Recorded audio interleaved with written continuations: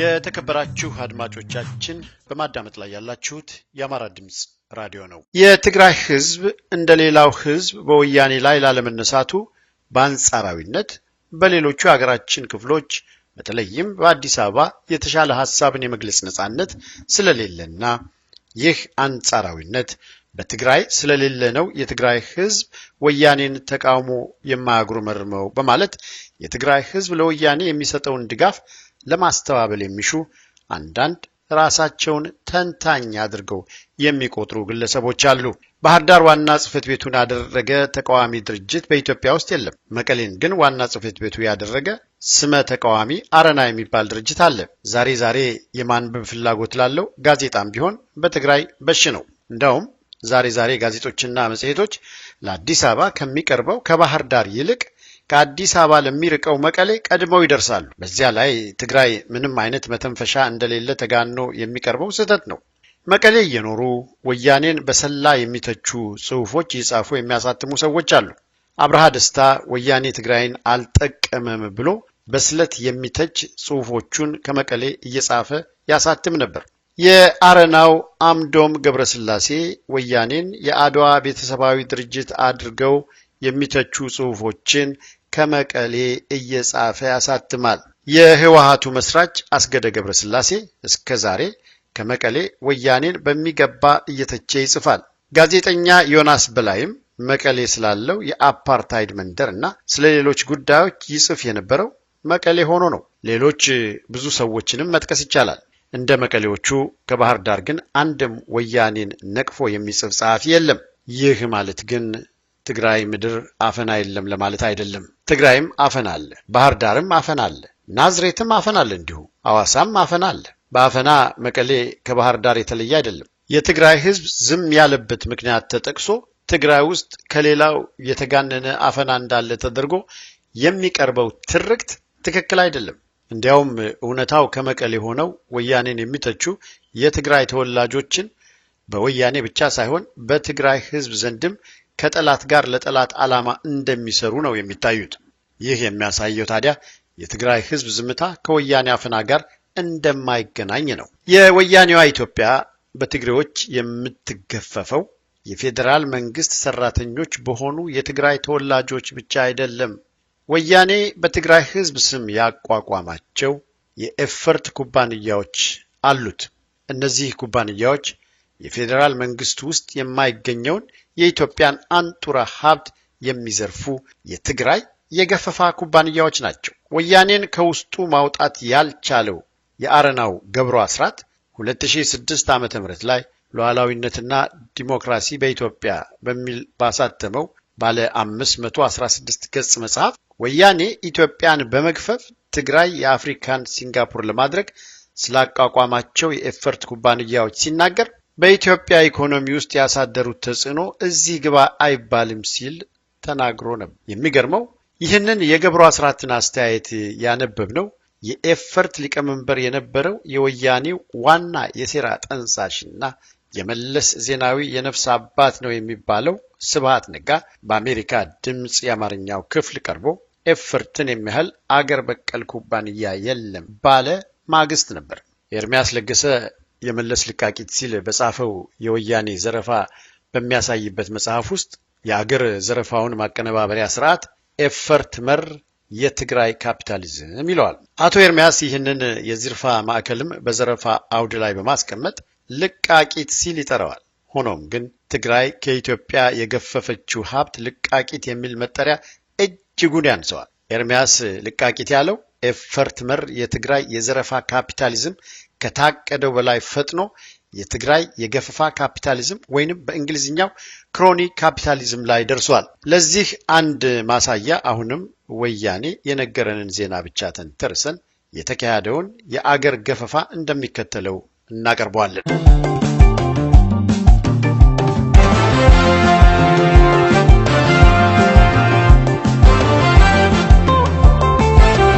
ነገሩ የሆነው ባለፈው የፈረንጆች ዓመት በወርሃ ጥር የወያኔ ካድሬዎችና የአገዛዙ የፕሮፓጋንዳ ተቋማት የሆኑት እነ ኤቢሲ፣ ዋልታ፣ ፋና፣ ኢዜአ ወዘተ በስፋት ያስተጋቡት ትግራይ ለብሔራዊ ባንክ አቀረበች በሚል የቀረበው የወርቅ ምርት መጠን ዘገባ ነበር።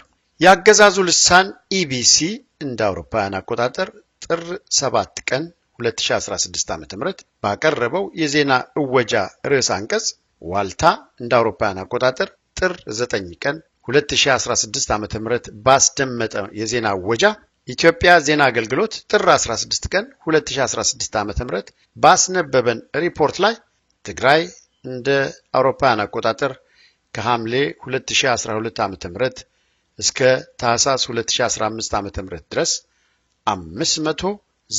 597.7 ቶን ወርቅ በባህላዊ መንገድ እንዳመረተችና ለኢትዮጵያ ብሔራዊ ባንክ እንዳቀረበች ነግረውናል። ይህንን ልማታዊ ዜና የሰሙ ብዙ ሰዎች ትግራይ ከየት አምጥታ ነው ይህንን ያህል ወርቅ አምርታ ለብሔራዊ ባንክ የምታቀርበው በማለት ከቁጥሩ ጀርባ ያለውን የምጣኔ ሀብት ትርጉም ሳያጤኑ አጣጥለውት አልፈዋል። ሆኖም ግን ከቁጥሩ ጀርባ ወያኔ ትልቅ አገራዊ ዘረፋና ወንጀል ፈጽሟል።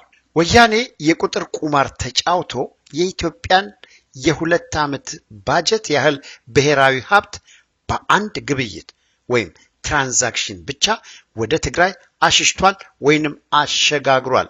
ነገሩ እንዲህ ነው። ከሐምሌ 2012 ዓ.ም እስከ ታህሳስ 2015 ዓ.ም ድረስ 597.7 ቶን ወርቅ ከትግራይ ለኢትዮጵያ ብሔራዊ ባንክ ቀረበ ማለት በ42 ወራት ውስጥ 597.7 ቶን ወርቅ ከትግራይ ለብሔራዊ ባንክ ቀረበ ማለት ነው። ይህ ማለት ትግራይ በአመት በአማካኝ 171 ቶን ወርቅ ለብሔራዊ ባንክ አቅርባ ነበር ማለት ነው። በኢትዮጵያ የንግድ ሕግ መሰረት የኢትዮጵያ ብሔራዊ ባንክ ብቸኛው ወርቅ ገዥና አስቀማጭ ተቋም ነው። ክልሎች በየአካባቢያቸው የተመረተውን ወርቅ ለብሔራዊ ባንክ ሲያቀርቡ ብሔራዊ ባንክ ክልሎች ላቀረቡት የወርቅ መጠን ክፍያ ይፈጽማል። ለምሳሌ ትግራይ 597.7 ቶን ወርቅ ለኢትዮጵያ ብሔራዊ ባንክ ስታቀርብ የኢትዮጵያ ንግድ ባንክ ለትግራይ ክልል የ597.7 ቶን ወርቅ መጠን ክፍያ በገንዘብ ይፈጽማል።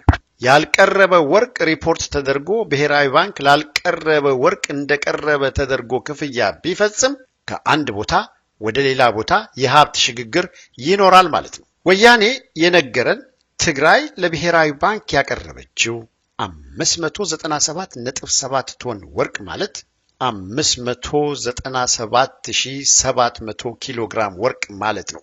ይህ ማለት ደግሞ 19,216,473 ወቄት ወርቅ ማለት ነው።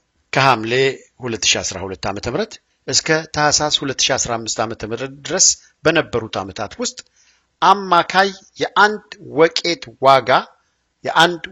ወርቅ ዋጋ 1338 የአሜሪካን ዶላር ነበር። ይህ ማለት ትግራይ አቀረበችው የተባለው 597.7 ቶን ወርቅ ዋጋ 28 ቢሊዮን 209 ሚሊዮን የአሜሪካ ዶላር ይሆናል ማለት ነው። ይህ ማለት በወያኔ ዜና መሰረት ትግራይ ከሐምሌ 2012 ዓ.ም እስከ ታህሳስ 2015 ዓ.ም ድረስ ለኢትዮጵያ ብሔራዊ ባንክ ላቀረበችው 597.7 ቶን ወርቅ ብሔራዊ ባንክ 28 ቢሊዮን 209 ሚሊዮን የአሜሪካን ዶላር ከፍሏታል ማለት ነው። የኢትዮጵያ ያለፈው ዓመት በጀት 10 ቢሊዮን ዶላር ነው በአጠቃላይ። ይህ ማለት ከሐምሌ 2012 ዓ.ም እስከ ታህሳስ 2015 ዓ.ም ድረስ ትግራይ ለኢትዮጵያ ብሔራዊ ባንክ አቀረበችው ለተባለው 597.7 ቶን ወርቅ በኦፊሴል የተከፈላት 28 ቢሊዮን 209 ሚሊዮን የአሜሪካ ዶላር ከኢትዮጵያ የ2 ዓመት በጀት በላይ ነው ማለት ነው። ዋናውና ቁልፉ ጥያቄ እውነት ትግራይ ከሐምሌ 2012 ዓ.ም እስከ ታህሳስ 2015 ዓ.ም ድረስ ለኢትዮጵያ ብሔራዊ ባንክ 597.7 ቶን ወርቅ ወይንም ከሐምሌ 2012 ዓ.ም እስከ ታህሳስ 2015 ዓ.ም በየዓመቱ 171 ቶን ወርቅ አቅርባለች ወይ የሚለው ይሆናል። ይህንን ጥያቄ ለመመለስ የዓለም አገሮችን የወርቅና የሌሎች ማዕድናትን ዓመታዊ ምርት ማስረጃ የሚሰበስበውና የሚያደራጀውን የዩናይትድ ስቴትስ ብሔራዊ የጂኦሎጂ ጥናት የማዕድን ሀብቶች ፕሮግራም ማዕከል የሚያሳተመውን ዓመታዊ የዓለም ማዕድናት ምርት ሰንጠረዥ እስኪ እንየው። ይህ የአሜሪካ ተቋም በዓለም ላይ ያሉ ማዕድን አምራች አገሮችን የማዕድን ዓመታዊ ምርት አሃዝ ሰብስቦ ደረጃ ያወጣና የዓለም አገሮችን በማዕድን ምርት ያወዳድራል። በዚህ መስሪያ ቤት ማስረጃ መሰረት ከሐምሌ 2012 ዓ.ም እስከ ታህሳስ 2015 ዓ.ም ድረስ በዓለም ላይ በወርቅ ምርት አንደኛ የነበረችው ቻይና ስትሆን ዓመታዊ የወርቅ ምርቷ መጠኗ 403 ቶን ነበር። ሁለተኛዋ የዓለም ወርቅ አምራች ሀገር ደግሞ አውስትራሊያ ስትሆን ዓመታዊ የምርት መጠኗ ደግሞ 250 ቶን ወርቅ ነው። ሶስተኛዋ አሜሪካ 235 ቶን ወርቅ በዓመት፣ አራተኛ ሩሲያ ፌዴሬሽን 217.8 ቶን ወርቅ በዓመት፣ አምስተኛ ፔሩ 161 ቶን ወርቅ በዓመት፣ ስድስተኛ ደቡብ አፍሪካ 160 ቶን ወርቅ በዓመት፣ ሰባተኛ ካናዳ 103 ቶን ወርቅ በዓመት፣ ስምንተኛ ሜክሲኮ 96.7 ቶን ወርቅ በዓመት፣ ዘጠነኛ ኡዝቤክስታን 93 ቶን ወርቅ በዓመት እና አስረኛ ጋና 86.5 ቶን ወርቅ በዓመት ስትሆን እነዚህ አገሮች በዓለም ላይ 10ሩ ከፍተኛ ወርቅ አምራች አገሮች ናቸው። እንደ ወያኔ ሪፖርት ትግራይ ብቻ ከሐምሌ 2012 ዓ.ም እስከ ታህሳስ 2015 ዓ.ም ድረስ በየዓመቱ 171 ቶን ወርቅ ለብሔራዊ ባንክ አቅርባ ከትግራይ ቀረበ በተባለው ወርቅ ብቻ ኢትዮጵያ በወርቅ ምርት በዓለም ደረጃ ፔሩን ቀድማ ሩሲያን ተከትላ 5ኛ ደረጃ ላይ ትሆን ነበር። ልብ በሉ እንግዲህ ከ1 እስከ 10 የወጡ አገሮች ሁሉ ወርቅ የሚቆፍሩት እጅግ በጣም ዘመናዊ በሆነ መሳሪያ እና ማሽን ነው። ወያኔ ግን ትግራይ በየዓመቱ 171 ቶን ወርቅ ለብሔራዊ ባንክ አቅርባለች ያለን በባህላዊ መንገድ አምርታ ነው። ቀደም ብለን የነገርናችሁ የዩናይትድ ስቴትስ ብሔራዊ የጂኦሎጂ ጥናት የማዕድን ሀብቶች ፕሮግራም ማዕከል ባቀረበው ዓመታዊ የወርቅ ምርት ደረጃ መሰረት የኢትዮጵያ ዓመታዊ የወርቅ አምራችነት ደረጃ 29ኛ ሲሆን ዓመታዊ የወርቅ ምርቷ ደግሞ 12 ቶን ብቻ ነው። ልብ በሉ እንግዲህ ይህ ዓመታዊ የኢትዮጵያ የወርቅ ምርት ዶዶላ፣ መተከል፣ ለገደምቢና ወለጋ ሜድሮክ በዘመናዊ ቴክኖሎጂ ታግዞ የሚያመርተውን ይጨምራል። ወያኔ ግን የትግራይን ዓመታዊ ምርት ብቻ 171 ቶን ነው ይለናል። ሜድሮክ በዶዶላ፣ በመተከል፣ በለገደምቢና በወለጋ የሚያመርታቸውን ዜሮ አድርገን ኢትዮጵያ ያመረተችውን 12 ቶን ወርቅ ከትግራይ ብቻ ለብሔራዊ ባንክ የቀረበ የወርቅ መጠን አድርገን ብንወስድ እንኳ ብሔራዊ ባንክ ከትግራይ በየዓመቱ 171 ቶን ወርቅ እንደቀረበለት ተደርጎ ለትግራይ በጠቅላላው ከከፈለው 28 ቢሊዮን 209 ሚሊዮን የአሜሪካ ዶላር ውስጥ በየዓመቱ ላልቀረበ 158 ቶን ወርቅ ክፍያ ፈጽሟል። ይህ ማለት የኢትዮጵያ ብሔራዊ ባንክ ከትግራይ ቀረበ ተብሎ ክፍያ ከፈጸመበት 597.7 ቶን ወርቅ ውስጥ ባንኩ የተረከበው ወርቅ 42 ቶን ብቻ ነው። የተቀረው 555.7 ቶን ወርቁ ከትግራይ ለኢትዮጵያ ብሔራዊ ባንክ ሳይቀርብ ብሔራዊ ባንክ ግን ከትግራይ ወርቅ እንደቀረበ ተደርጎ ለትግራይ ክፍያ የተፈጸመበትና የአገር ሀብት ዘረፋ የተካሄደበት የውሸት ቁጥር ነው። ይህ ማለት ብሔራዊ ባንክ ለትግራይ ከከፈለው 28 ቢሊዮን 209 ሚሊዮን የአሜሪካ ዶላር ውስጥ ከ27 ቢሊዮን ዶላር በላይ ለትግራይ የተከፈለው የአገር ሀብት ላልቀረበ የወርቅ መጠን እንደቀረበ ተደርጎ ነው ማለት ነው። ይህ ማለት ወያኔ ያልቀረበ ወርቅን አስታኮ 27 ቢሊዮን ዶላር በላይ የአገር ሀብት ወደ ትግራይ በማሸሽ ዌልት ትራንስፈር አድርጓል ማለት ነው። ይህ ማለት ከ2 ዓመት በላይ የኢትዮጵያ ዓመታዊ በጀትን የሚያህል የአገር ሀብት ትግራይ ለብሔራዊ ባንክ ወርቅ እንዳቀረበች ተደርጎ ወይም በማስመሰል እንድትወስድ ተደርጓል ማለት ነው። ይህ ማለት ወያኔ በአንድ ግብይት የዶናልድ ትራምፕን ሀብት 3 እጥፍ የሚሆን ሀብት ከኢትዮጵያ ብሔራዊ ባንክ ዘርፎ ወደ ትግራይ አዛውሯል ማለት ነው። ይህ አይነቱ የካፒታሊዝም ግንባታ መቼም ኤርሚያስ ለገሰ እንዳለው ልቃቂት ሊሆን አይችልም። የገፈፋ ካፒታሊዝም ወይንም ክሮኒ ካፒታሊዝም ግንባታ እንጂ። እያንዳንዱ ወያኔ ከሚነግረን ቁጥር ጀርባ ያለውን ትርጉም ብንመረምር እንደዚህ አይነት ግራንድ ዘረፋ አፍጥጦ ይገኛል። ወያኔ ህዝባዊ ተጋድሎ አንገቱን ካነቀው ወዲህ በፊት ከነበረው በተለየ ማራኪ ቁጥር እያቀረበ የአገር ሀብት ወደ ተስፋዋ ምድሩ እያሸጋገረ ይገኛል። የሚገርመው ትግራይ በየዓመቱ 171 ቶን ወርቅ ለብሔራዊ ባንክ አቀረበች በተባለ በወሩ የቀረበው ሌላው የሥርዓቱ ዜና ነው። ፋና በየካቲት 11 ቀን 2008 ዓ.ም እንደ አውሮፓውያን አቆጣጠር ያቀረበው ዜና ርዕስ እንዲህ ይላል። ለብሔራዊ ባንክ እየቀረበ ያለው ወርቅ በከፍተኛ ደረጃ እየቀነሰ ነው። ዜናው በዚህ ብቻ አያበቃም። ከ2004 ዓ.ም እስከ 2008 እንደ ኢትዮጵያ አቆጣጠር በየዓመቱ 171 ቶን ወርቅ ትግራይ ለብሔራዊ ባንክ አቀረበች እንዳልተባለ ብሔራዊ ባንክ በ2005 ዓ.ም ጀምሮ ከተለያዩ የአገሪቱ ክፍል በባህላዊም ሆነ በዘመናዊ መልኩ ተመርቶ የሚቀርብለት ወርቅ በእጅጉ ቀንሷል የሚል ዜና በወሩ ሰማን። ይህ ዜና ይቀጥልና በ2005 ለባንኩ የቀረበለት የወርቅ መጠን 8.1 ቶን ወርቅ ነው ይለናል። በ2006 ዓ.ም ደግሞ ለብሔራዊ ባንክ የቀረበው 7.4 ቶን ወርቅ እንደሆነ ይነግረናል። በ2007 ዓ.ም በጣም አሽቆልቁሎ 5.4 ቶን ድረስ ወርዷል አሉን። ይህ ሁሉ የሚሆነው ከትግራይ ብቻ ለብሔራዊ ባንክ በአመት 171 ቶን ወርቅ ቀረበ ተብሎ 28 ቢሊዮን 209 ሚሊዮን የአሜሪካ ዶላር እንደ ቀላል ወደ ትግራይ እንዲተላለፍ ባደረጉ በአንድ ወር ውስጥ ነው። ለየዋሁ ህዝባችን የውሸት ቁጥር እየቀቀሉ ቅንባ ደፍተውብን ሀብታችንን በአንድ ይፋዊ ማጭበርበር ብቻ 27 ቢሊዮን 209 ሚሊዮን የአሜሪካ ዶላር የአገር ሀብት ወደ መንደራቸው ትግራይ አሽሽተዋል። በቁጥር ሊሸውዱን ሲሞክሩ በትነንና እንዲህ ባጋለጥናቸው ጉዳይ ብቻ 27 ቢሊዮን 209 ሚሊዮን የአሜሪካ ዶላር በድብቅ ባልተወለደ አንጀታቸው ከገፈፉ ሰው ሳያውቀው የዘረፉት የአገር ሀብት ቢታወቅ አገራችን ካላት ሀብት ለሌላው ኢትዮጵያ ምን ያህል ሊተርፍ እንደሚችል መገመት አያዳግትም።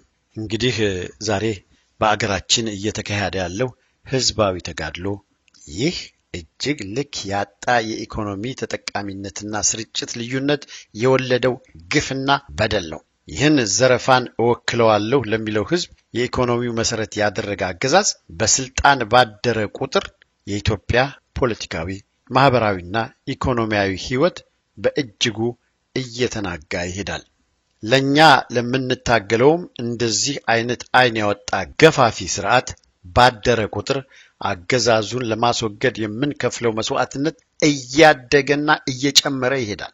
በልቶ የማይጠረቃው፣ ዘርፎ የማይበቃው፣ ገድሎ የማይሰለቸው አገዛዙ መቼም ቢሆን በቃኝን አያውቅም።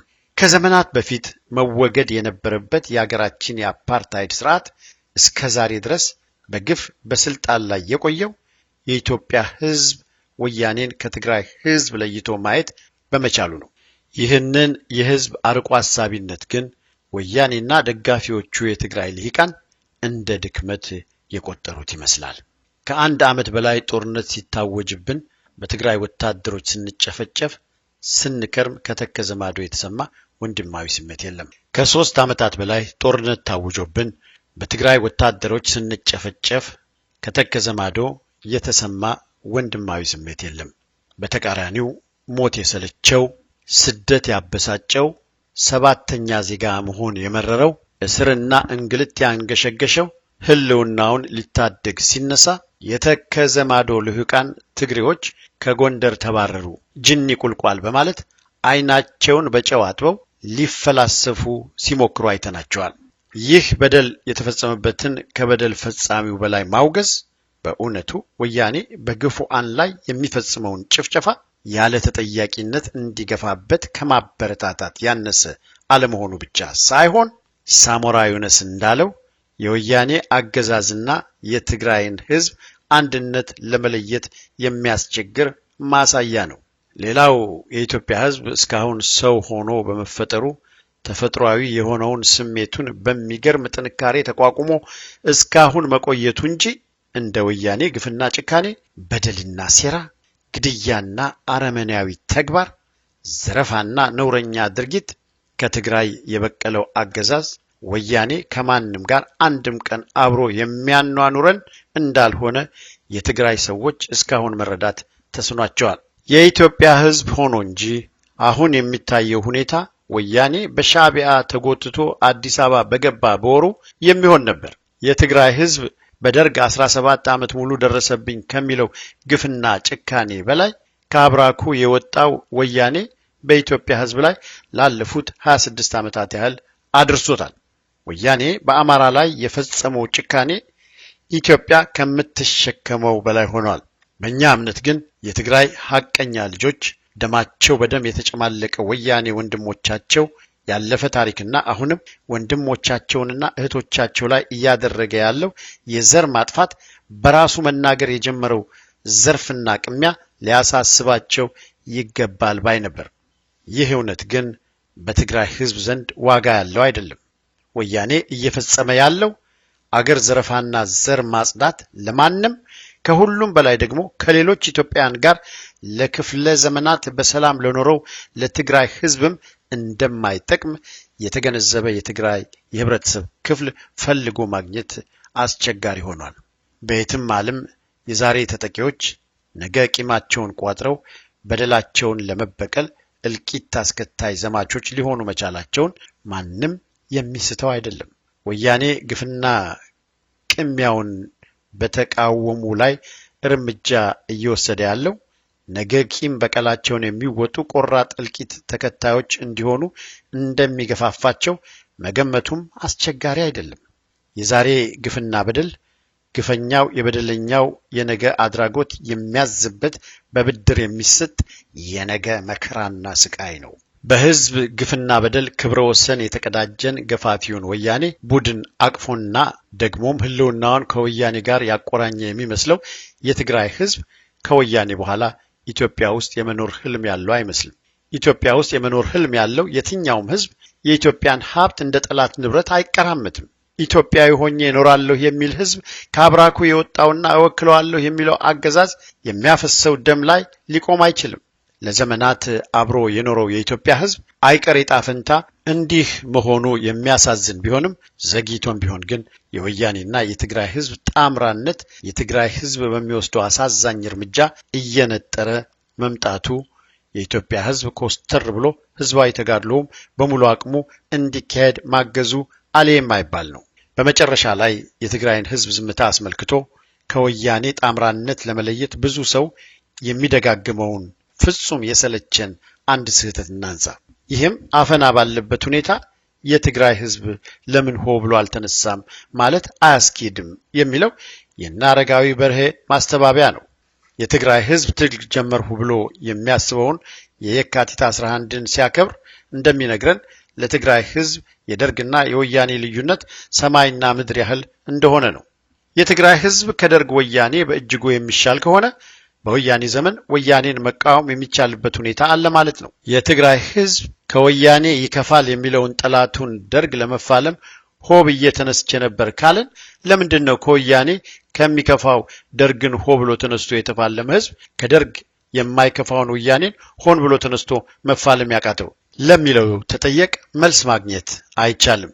የትግራይ ህዝብ ከወያኔ ይከፋል የሚለውን ጠላቱን ደርግ ለመፋለም ሆ ብሎ ተነስቶ ከነበር ወያኔን የኔ ነው ብሎ ካላሰበና በዚህም የተነሳ ዝም ካላለ በስተቀር ከወያኔ ይከፋል የሚለውን ደርግን የተፋለመው የትግራይ ህዝብ ለወያኔ ዝምታ የሚመርጥበት አንዳች ምክንያት ሊኖር አይችልም። ከወያኔ ይከፋል የሚባለውን ደርግን ሆ ብሎ ተነስቶ የተፋለመው የትግራይን ህዝብ ወያኔን ላለመፋለሙ አፈና ባለበት ሁኔታ የትግራይ ህዝብ ለምን ሆ ብሎ አልተነሳም ማለት አያስኬድም እያሉ እና አረጋዊ በርሄ የሚያቀርቡት መከራከሪያ ውሃ የማይቋጥርና ለሌላ ትልቅ ምስል ይበጃል በሚል ብቻ የሚቀርብ ተራ የፖለቲካ ተአርሞ ፖለቲካል ኮሬክትነስ ብቻ ነው። የትግራይ ህዝብ ወያኔን ዝም ያለውና ወያኔን የሚደግፈው ቢዘርፉም ቢያጠፉም ዞሮ ዞሮ የኛው ልጆች ናቸው በሚል ነው። በዚህም የተነሳ ነው የኛ ነው ብለው የማያስቡትን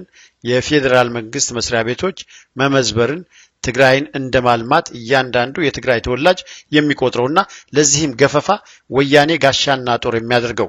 እንግዲህ ተግባር ከቃል የጎላ ድምጸት አለው ይባላልና እስካሁን በቀረበው የተግባር ሀተታ ህወሓትና የትግራይ ህዝብ ምንና ምን እንደሆኑ ከግምት በላይ የሆነ መልስ መስጠት ወደሚቻልበት ደረጃ ላይ የደረስን ይመስላል። ቢያንስ ግን ከአማራ ህዝብ አኳያ ወያኔ ጋር አማራን ለማጥፋት ያካሄዱት ትግል ህዝባዊ ትግል አድርጎ የአማራን እልቂት እንደ ትግራይ ተሐድሶ ሲቆጥር የኖረውና በወልቃይት ጠገዴና ሁመራ የጎንደር አካልነት እስከ አሸንጌ ሐይቅ ያለውን የሰሜን ወሎ ክፍል የትግራይ አካል አድርጎ ከአማራ አንጻር በአንድነት ከወያኔ ጎን የቆመው የትግራይ ህዝብ ከአማራ ጋር አብሮ በሰላም ሊያኖረው የሚችለው እርሾ እንደሌለው ራሱ የትግራይ ህዝብ ግልጽ ያደረገው ጉዳይ ስለሆነ ከአማራ ህዝብ አንጻር በትግራይ ህዝብ ፍላጎትና ምርጫ ወያኔና የትግራይን ህዝብ ለመለየት የሚያስችል አንዳች ስንክሳር የለም። ይህ የትግራይ ህዝብ ይፈልግ እንኳን በአማራ ህዝብ በኩል አልፎ ወደ መሃል ሀገር ኢትዮጵያ ካልዘለቀ ከቀሪው የኢትዮጵያ ክፍል ጋር መገናኛ አውታር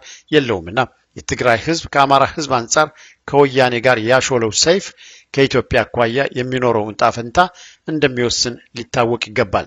ይህ ማለት የአማራ ህዝብ በትግሬ ወያኔ የአፓርታይድ አገዛዝ ዛሬ የደረሰበትን ግፍና መከራ የትግራይ ህዝብ ወደፊት ከኢትዮጵያ ጋር የሚኖረውን ዕጣ ፈንታ ጭምር የሚወስን መሆኑን መደባበቁ ምንም ዋጋ የለውም። ከዚህ የተለየ የተግባር መልስ ሊኖር የሚችል ውጤት አለ የሚል እድሜ ይስጠው እንጂ ህወሓትና የትግራይ ህዝብ በጋራ ለ43 ዓመታት ወደ ታገሉለት አይቀሬው መዳረሻ እየዘለቀን ስለሆነ ስንደርስበት ያይዋል።